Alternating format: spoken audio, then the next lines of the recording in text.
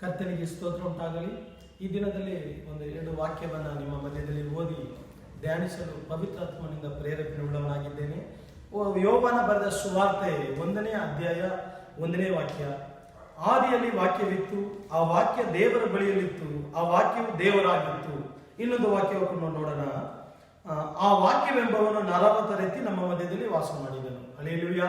ನೋಡಿ, ಆದಿಯಲ್ಲಿ ದೇವರು ವಾಕ್ಯವಾಗಿದ್ದನು. ನಾವು ಆದಿ ಕಂಡ 1ನೇ ಅಧ್ಯಾಯದಲ್ಲಿ ಕೂಡ ಓದ್ತೀವಿ. ಏನು ಓದ್ತೀವಿ? ದೇವರು ಮಾತಿನಲ್ಲಿ ವಾಕ್ಯದ ಮುಖಾಂತರ ಸಕಾಲವನ್ನು ಸೃಷ್ಟಿ ಮಾಡಿದನು ಎಂಬುದಾಗಿ. ಇಲ್ಲಿ ನಾವು ಓದ್ತಾ ಇದ್ವಿ, ಆದಿಯಲ್ಲಿ ವಾಕ್ಯವಿತ್ತು, ವಾಕ್ಯ ದೇವರ ಬಳಿ ಇತ್ತು, ವಾಕ್ಯನೇ ದೇವರಾಗಿತ್ತು ಎಂಬುದಾಗಿ ಇಲ್ಲಿ ಯೋಬನ ಬರೆದ ಸುವಾರ್ತೆ 1ನೇ ಅಧ್ಯಾಯ 1ನೇ ವಾಕ್ಯ ಹೇಳ್ತಾ ಇದೆ. 14ನೇ ವಾಕ್ಯ ಹೇಳ್ತದೆ, ಆ ವಾಕ್ಯ ಎಂಬವನೇ ನರವತರೆತ್ತಿ ನಮ್ಮ ಮಧ್ಯದಲ್ಲಿ ವಾಸ ಮಾಡಿದನು. ನಮ್ಮ ಮಧ್ಯದಲ್ಲಿ ಯಾರು ವಾಸ ಮಾಡಿದರು? ಯೇಸು ಕ್ರಿಸ್ತು. ಈ ದೇವರು ಹೆಂಗೆ ಆತ ನಮ್ಮ ಮಧ್ಯದಲ್ಲಿ ವಾಸ ಮಾಡಿದನು? ಮಾಂಸ ರೂಪವನ್ನು ತಾಳಿ ನಮ್ಮ ಮಧ್ಯದಲ್ಲಿ ವಾಸ ಮಾಡಿದನು ಎಂಬುದಾಗಿ ಹೇಳ್ತಾ ಇದೆ. ಹಾಗಾದ್ರೆ ದೇವರು ಯೇಸು ಕ್ರಿಸ್ತು ಫಸ್ಟ್ ಏನಾಗಿದ್ರು? ವಾಕ್ಯವಾಗಿದ್ದರು.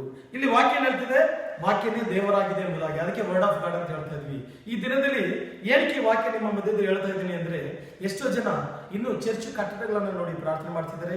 ಹೋಗಿ ಮನುಷ್ಯರಾದ ತನ್ನ ತಲೆಗಳನ್ನು ಕೊಟ್ಟು ಪ್ರಾರ್ಥನೆ ಮಾಡಿ ಅಂತ ಹೇಳ್ತಾ ಇದ್ದಾರೆ. ಎಲ್ಲ ಪ್ರಾರ್ಥನೆ ಪ್ರಾರ್ಥನೆ ಪ್ರಾರ್ಥನೆ ಅಂತ ಓಡ್ತಾ ಇದ್ದಾರೆ. ನೋಡಿ, ಎಲ್ಲಾ ಧರ್ಮದಲ್ಲೂ ಕೂಡ ಪ್ರಾರ್ಥನೆ ಇದೆ. ಅವರವರ ದೇವಸ್ಥಾನಗಳಿಗೆ ಹೋಗಿ ಅವರವರ ಮಂಟಪಗಳಿಗೆ ಹೋಗಿ ಪ್ರಾರ್ಥನೆ ಮಾಡ್ತಾರೆ. ನೀವು ಅದನ್ನೇ ಮಾಡ್ತಾ ಇದ್ದೀರಾ. ಹಾಗಾದ್ರೆ ಅದಕ್ಕೆ ನಾನು ಹೇಳ್ತಾ ಇದ್ದೀನಿ, ದೇವರು ಪ್ರಾರ್ಥನೆ ಮಾಡಿ, ನಾನು ಬೇಡ ಅಂತ ಹೇಳುವುದಿಲ್ಲ.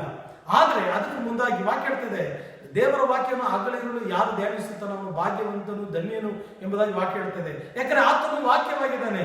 ನೀವು ವಾಕ್ಯವಾಗಿದ್ದಾನೆ ಆತನಿಂದ ಗೊತ್ತಿದ್ದು ಕೂಡ ಇಲ್ಲಿರೋ ದೇವರನ್ನು ಬಿಟ್ಟು ಆಕಾಶ ನೋಡಿ ಪ್ರಾರ್ಥನೆ ಮಾಡುವುದು, ಸಭೆಗಳು ಚರ್ಚ್ಗಳನ್ನು ನೋಡಿ ಪ್ರಾರ್ಥನೆ ಮಾಡುವುದು, ಕಟ್ಟಡಗಳನ್ನು ನೋಡಿ ಪ್ರಾರ್ಥನೆ ಮಾಡುವುದು, ಮನುಷ್ಯರ ಹತ್ರ ಹೋಗಿ ಕೇಳುವುದು ಇಲ್ಲ. ಈ ಕೊನೆ ಕಾಲ ದೇವರು ಬರೋ ಸಮಯ ಇದೆ. ಸತ್ಯವನ್ನು ಅರಿತುಕೊಳ್ಳಿ, ಆತನ ವಾಕ್ಯವಾಗಿದ್ದಾನೆ. ಆತನೇ ಹೇಳ್ತಾ ಇದ್ದಾನಲ್ಲ, ನಿಮ್ಮ ಹೃದಯವೇ ನಾನು ತಂಗುವ ಆಳೆ ಎಂಬುದಾಗಿ, ಆಕಾಶ ನನ್ನ ಸಿಂಹಾಸನ, ಭೂಮಿ ನನ್ನ ಪಾದಪೀಠ ಎಂಬುದಾಗಿ ವಾಕ್ಯ ಹೇಳ್ತಾ ಇದ್ದಲ್ಲ. ಹಾಗಿದ್ಮೇಲೆ ದೇವರು ಯಾವ ಕಟ್ಟಡದಲ್ಲಿ ವಾಸ ಮಾಡ್ತಾ ಇದ್ದಾನೆ? ನೀವಿಬ್ಬರು ಎಲ್ಲಿದ್ರು ಸರಿ ಅಲ್ಲಿ ಬರ್ತೀನಿ ಎಂಬುದಾಗಿ ವಾಕ್ಯ ಹೇಳ್ತಾ ಇದೆ. ನಿನ್ನ ಹೃದಯದಲ್ಲಿ ಇದ್ದೀನಿ ಎಂಬುದಾಗಿ ವಾಕ್ಯ ಹೇಳ್ತಾ ಇದೆ. ಹೆಂಗೆ ಹೃದಯದಲ್ಲಿ ಇದ್ದಾರೆ? ನಾವು ವಾಕ್ಯ ಓದ್ತೀವಿ, ಧ್ಯಾನಿಸ್ತೀವಿ, ಆಗ ಆ ವಾಕ್ಯ ಹೃದಯದಲ್ಲಿ ಇರುತ್ತೆ. ಆ ವಾಕ್ಯ ಹೃದಯದಲ್ಲಿ ಇದ್ರೆ, ಯಾಕಂದ್ರೆ ಆತನ ವಾಕ್ಯವಾಗಿದ್ದಾನೆ, ಆ ವಾಕ್ಯ ಹೃದಯದಲ್ಲಿ ಇದ್ರೆ ಆದ್ರೆ ದೇವರು ಒಳಗಡೆ ಇದ್ದಾನೆ. ಈ ವಾಕ್ಯ ಏನ್ ಮಾಡ್ತದೆ? ಕಾರ್ಯ ಮಾಡ್ತದೆ. ಯಾವಾಗ ಆಕ್ಟಿವೇಶನ್ ಆಗುತ್ತೆ? ಈಗ ಒಂದು ಸಿಂಹಕ್ಕೆ ಯಾವಾಗ ಆಕ್ಟಿವೇಶನ್ ಆದಕ್ಕೆ ಕಾಲು ಹೋಗುತ್ತೆ ಬರುತ್ತೆ, ಅದೇ ತರ ನೀವು ವಾಕ್ಯವನ್ನು ಓದಿ ಅದರ ಗೂಢಾರ್ಥವನ್ನು ಧ್ಯಾನಿಸುವಾಗ ಯಾವಾಗ ಒಂದು ವಾಕ್ಯದ ಅರ್ಥ ನಿಮಗೆ ಗೊತ್ತಾಗುತ್ತೋ ಅವಾಗ ಹೃದಯದಲ್ಲಿ ಆ ವಾಕ್ಯ ಆಕ್ಟಿವೇಶನ್ ಆಗಿತ್ತು ಅಂತ ತಿಳ್ಕೊಳ್ಳಿ ಪ್ರಿಯರೇ. ಆಗ ಆ ವಾಕ್ಯದ ಆಶೀರ್ವಾದ, ಆ ವಾಕ್ಯದ ಬಿಡುಗಡೆ ಎಲ್ಲ ಸಿಗಲು ಸ್ಟಾರ್ಟ್ ಆಗುತ್ತೆ. ಅದನ್ನ ಬಿಟ್ಟು ನೀವು ಪ್ರಾರ್ಥನೆ ಅಂತ ಮಾಡ್ತಾ ಇರಿ. ಪ್ರಾರ್ಥನೆ ಮಾಡುವುದು ಒಂದು ಭಾಗ. ಏನಕ್ಕೋಸ್ಕರ ಪ್ರಾರ್ಥನೆ ಮಾಡ್ತೀವಿ? ದೇವರೇ, ಆಕಾಶ ಕೆಳಗಿರುವ ಎಲ್ಲ ಜನರು ರಕ್ಷಣೆ ಹೊಂದಲಿ ಅಂತ ತುಂಬಾ ವರ್ಷಗಳ ಪ್ರಾರ್ಥನೆ ಮಾಡ್ತಾ ಇದೀವಿ. ಎಲ್ಲ ಪ್ರಪಂಚ ಕೂಡ ರಕ್ಷಣೆ ಹೊಂದ್ಬಿಟ್ರ? ಇಲ್ಲ. ಮತ್ತೆ ನಮ್ಮ ಪ್ರಾರ್ಥನೆ ಕೇಳಿದೆ. ನಾವು ಪ್ರಾರ್ಥನೆ ಮಾಡೋದು ಏನಕ್ಕೆ? ಜನಗಳಿಗೆ, ಕಷ್ಟಗಳಿಗೆ, ವ್ಯಾಧಿಗಳಿಗೆ, ದೇಶಗಳಿಗಾಗಿ ಏನಕ್ಕೆ ಪ್ರಾರ್ಥನೆ ಮಾಡ್ತೀವಿ? ಪ್ರಾರ್ಥನೆ ಮಾಡೋದ್ರಿಂದ ಏನ್ ಲಾಭ ಅಂತ ನೋಡೋದಾದ್ರೆ, ನಾವು ಪ್ರಾರ್ಥನೆ ಮುಖಾಂತರ ಯೇಸು ಕ್ರಿಸ್ತವನ್ನ ಸ್ವಂತ ದೇವರಾಗಿ ಮಾರ್ಪಡಿಸ್ಕೊಳ್ತೀವಿ. ಅದಕ್ಕೆ ನಾವು ಪ್ರಾರ್ಥನೆ ಮಾಡುವುದು. ಆಗ ದೇವರು ನೋಡ್ತಾನೆ, ಓ, ಯಾವ ರೀತಿ ಜನಗಳಿಗೋಸ್ಕರ ಪ್ರಾರ್ಥನೆ ಮಾಡ್ತಾನೆ ಅಂತ ಹೇಳಿ ನಮ್ಮನ್ನ ಸ್ವಂತ ಮಗನಾಗಿ ಅಂಗೀಕರಿಸ್ಕೊಳ್ತಾನೆ.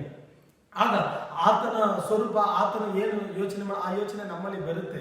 ಅದಕ್ಕೆ ನಾವು ಪ್ರಾರ್ಥನೆ ಮಾಡ್ತಾ ಇದ್ದೀವಿ. ಆದ್ರೆ ಜೀವಿತದಲ್ಲಿ ಒಂದು ಆಶೀರ್ವಾದ ಬೇಕು, ಒಂದು ಬಿಡುಗಡೆ ಬೇಕು, ಒಂದು ಉನ್ನತ ಮಟ್ಟಕ್ಕೆ ಹೋಗಬೇಕು, ನಾನು ದೇವರಿಗಾಗಿ ಪ್ರಕಾಶಿಸಬೇಕು ಎಂಬುದಾಗಿ ನೀವು ನೆನೆಸುವುದಾದರೆ, ಈ ದಿನದಲ್ಲಿ ನಿಮ್ಮ ರೋಗದಿಂದ, ವ್ಯಾಧಿಯಿಂದ, ಕಷ್ಟದಿಂದ, ಸಾಲದಿಂದ ಬರುವ ತೊಂದರೆಗಳಿಂದ, ಸೈತಾನ ಮಾಟ ಮತ್ತು ತೊಂದರೆಗಳ ಬಿಡುಗಡೆ ಬೇಕಾ? ವಾಕ್ಯವನ್ನು ಧ್ಯಾನಿಸಿ. ಎಂದು ಹೋಗಿ ನೀವು ಸುತ್ತಬೇಡಿ. ದೇವರು ನಿಮ್ಮ ಕೈಯಲ್ಲಿ ಒಂದು ಸತ್ಯವೇದವನ್ನು ಕೊಟ್ಟಿದ್ದಾನೆ.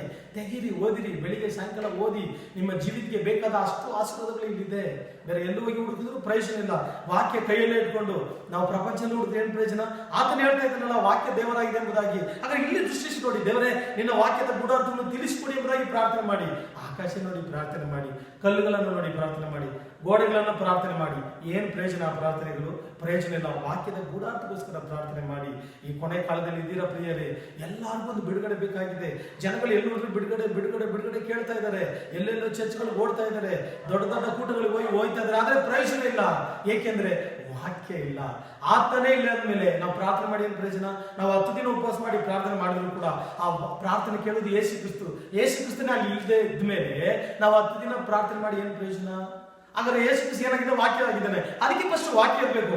ವಾಕ್ಯದ ಮೇಲೆ ನೀವು ಪ್ರಾರ್ಥನೆ ಮಾಡಿ. ಫಸ್ಟ್ ವಾಕ್ಯವನ್ನು ನಂಬಿ, ವಾಕ್ಯವನ್ನು ಓದಿ, ಧ್ಯಾನಿಸಿ, ಆ ವಾಕ್ಯಗಳ ಹೃದಯದಲ್ಲಿ ಇಟ್ಕೊಳ್ಳಿ. ಆಮೇಲೆ ಪ್ರಾರ್ಥನೆ ಮಾಡಿ. ದೇವರು ನಿಮ್ಮ ಜೀವಿತದಲ್ಲಿ ಅದ್ಭುತವನ್ನು ಮಾಡ್ತಾ ಇದ್ದಾನೆ. ಈ ವಾಕ್ಯ ಕೇಳಿದ ನಿಮ್ಮ ಒಬ್ಬೊಬ್ಬರನ್ನು ದೇವರು ಆಶೀರ್ವದಿಸಲಿ. ಯೇಸುವಿನ ನಾಮದಲ್ಲಿ ಆಮೆನ್.